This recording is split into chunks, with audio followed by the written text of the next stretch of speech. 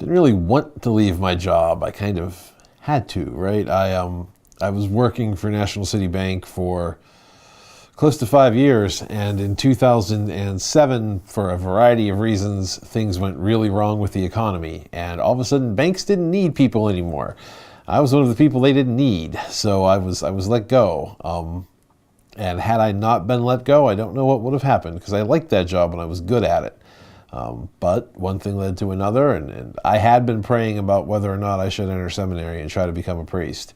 And so maybe it was an answered prayer, I don't know, but that's how that happened.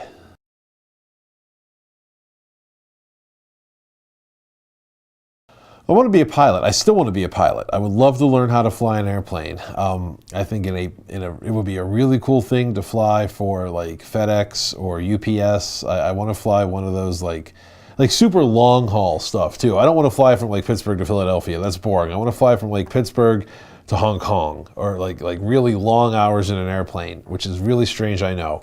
If I can't do that, I want to be an air traffic controller. I like airplanes. I want to play with airplanes all day. Basically, that's how that works. So,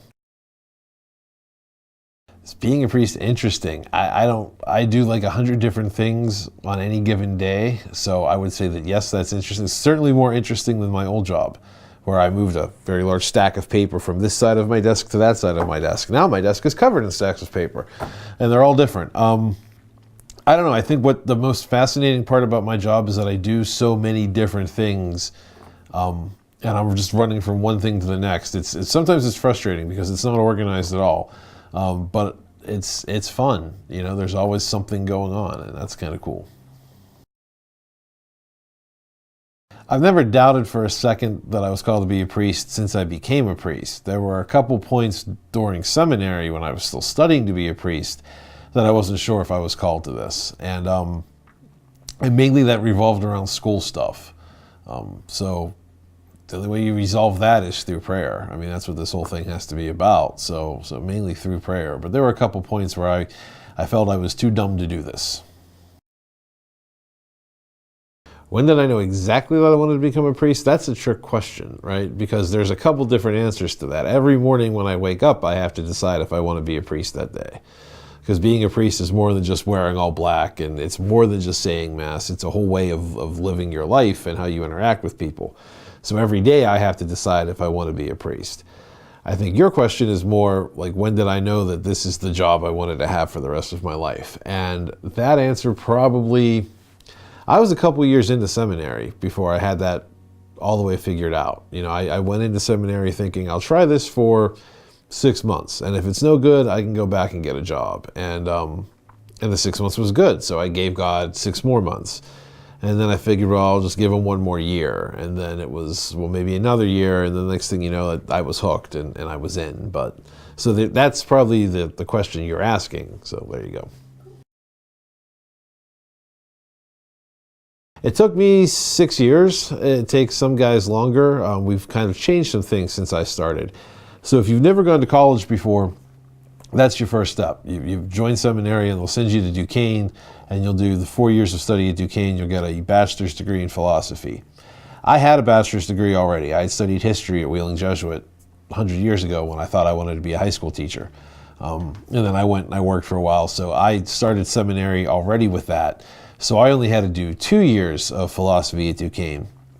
And since I was going to be there for 2 years, I decided to take a couple extra courses, and I got a master's degree in philosophy. After you finish your philosophy studies, whether it's 4 years or 2 years, then you ask the bishop to send you to studies in theology. And there's a couple different schools he sends people to, but no matter where you go, it's a 4-year program to finish that degree. I went and studied in Rome for 4 years. I went and studied in Rome, and in the first 3 years, I got a degree called an STB, which is a Bachelor's in Sacred Theology. And then I started a program for my STL, which is a license in Sacred Theology. It actually takes 2 years to get that. So at the end of that 4th year, I came home and was ordained a priest, but then that fall, I went back to Rome to do yet another year of school. So I was in school for 5 years in Rome, but 4 of them I was only like a seminarian, and the 5th year I was a priest. The guys that study in the U.S., and we've got guys at St. Vincent's in Latrobe, Theological College, which is in Washington, D.C., and St. Mary's, which is in Baltimore, they just study for 4 years. However, we've changed the way we do stuff in this diocese. So a guy will go off and study for a couple years, and then he gets a year off from school, but he comes back to Pittsburgh and he gets stuck in a parish for a year. If you remember Seminarian Ming, that was what happened to him. He was finishing up, he's now finishing up in Washington, D.C., but he had to spend a year in the parish learning how to do parish stuff. It helps the guy make sure that this is really what he wants to do. So it takes different guys different amounts of time. It's a long answer to a short question, I'm sorry. My favorite, I enjoyed a lot of my classes. Studying in Italy is a little bit different, I think, than studying back here because the first 3 years, all of my classes were taught in Italian. È più difficile, I was going to try to say something to you in Italian there, and my Italian was never that good, and that made everything very difficult. I think for me, the most interesting classes were the classes on Scripture, and they're the ones that I probably use the most anyway in terms of my preaching. The class on Trinity was really hard, and the class on the first introduction to fundamental theology we had was really hard. And I don't know, the subject on both of those is difficult, but I think the professors are what made it really hard. They were not easy to understand. They weren't native Italians, so their Italian wasn't great. Well, my Italian was even worse. And it was just hard. But I found everything interesting. It's just some stuff is harder than others. No, but I think I embarrass other people. Like, people don't expect people to be priests, I think. And so if I'm out and I'm not dressed like this and people ask, well, so what do you do for a living? Well, why don't you guess what I do? And they finally you get around to just having to tell them that you're a priest. And they're kind of surprised by that. And then they don't know what to do. They're not sure like how to act. And it's like, you can just treat me like a regular person. I promise you that's what I am. I don't know. Sometimes I get embarrassed, but most of the time I think I embarrass other people. To be honest, I'm not sure what you're asking with this question. Like, extracurricular activities can mean a lot of different things, right? Like, as a parish priest, my job is taking care of the parish, right? So I have to make sure that everything here is run efficiently. I'm obviously making sure that the masses are being celebrated, baptisms are happening, confessions are being heard. But I often get emergency calls down to Passivant Hospital. I occasionally go down to like Aquinas Academy and say Mass there. So those are kind of extracurricular. There are other priests in the diocese that their whole job is more extracurricular. They're college chaplains, they're high school chaplains, they're chaplains of the county jail. So they're not so much in a parish, but they're doing that kind of stuff. But as for extracurricular, like if it's just what do I do in my free time, I mean, that could be, I do a bunch of different stuff. I like to play golf, I like to watch sports, I read a lot. But lots of guys have lots of different hobbies, so it's, whatever you like is what you do, so. I mean, my life is busy, and that's a good thing, but like, I try to get down to the city to see my family on my days off. I do play golf when the weather's good. I have friends kind of all across the country because when you anytime you study in seminary, you wind up meeting people from other places. And so I like to go and visit them when I get a chance. I like to travel. I don't know, I'm trying to learn to do a couple different things. I'm trying to learn how to cook. Right. It's not really effective yet, but I'm trying to do that. So, like, those are things I do. Boy, there's not much that I don't enjoy about it. I think sometimes what I don't enjoy, sometimes the days get really long. And it's 16 hours, 15 hours. And when you do that 3 or 4 days in a row, you're just exhausted. And people don't say thank you, and I don't do this because I want people to praise me, and I don't do this because I'm so wonderful. I do this because Jesus is wonderful, but at the same time, like, I'm still just a person, and when people like just take us for granted, that kind of bothers me. What I enjoy most about this job, there are so many things, and mainly it's those moments when it's not at all about me and it's about Jesus.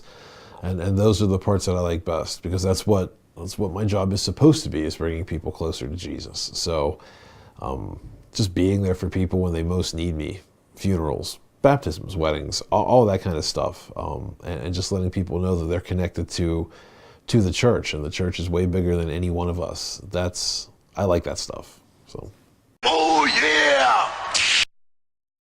Well, there's not much I could do about it, is there? I actually, this is a pet peeve of mine, that I am not tall enough. I am 6'4", give or take, maybe 6'3.5". I want to be 6'6". I think that's a nice even number, 6.5 feet, not 6 and like whatever that fraction works out to be, 6 and 6.25. No, I want to be 6.5 feet tall. But let me tell you what my complaint about being tall is. Do you know how hard it is to find pants? I have to order all my stuff online because I can't go to the big and tall shop because I'm not that big, but I am kind of tall. I am not big and tall. I am just kind of tall, and it's so hard to find clothes that fit, and it annoys me. I weigh 292 pounds. I like all food, but I enjoy donuts the most. With chocolate icing. Donuts with chocolate icing. Not the cream-filled kind. Those are sinful. God doesn't even like those. But just a regular donut with chocolate icing. Maybe sprinkles. Don't get crazy. And they're called Jimmy's, not sprinkles.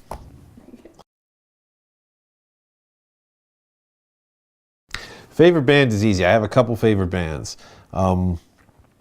Smashing Pumpkins and the Dave Matthews Band, which are very different styles, right? But Smashing Pumpkins were this tremendous alternative band from the 1990s that didn't get the respect they deserved and were way ahead of their time. And nowadays, like, they're still kind of around. It's like the guy that founded the band, and like the rest of the band has changed members 3 or 4 different times, and he's gotten into this really weird kind of progressive alternative thing. But their stuff from the 90s was phenomenal, and I still listen to it. Like, I was listening to it this morning. It's great.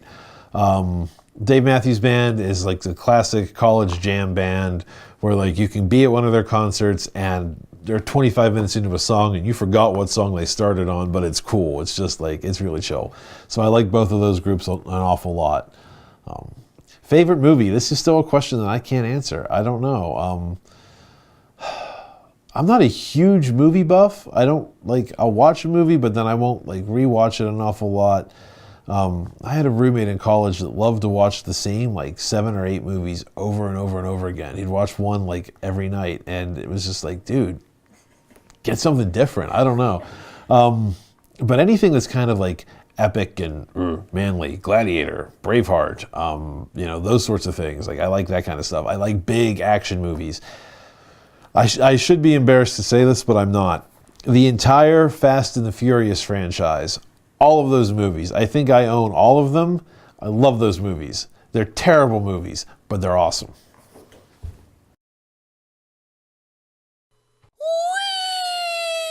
2 hours later.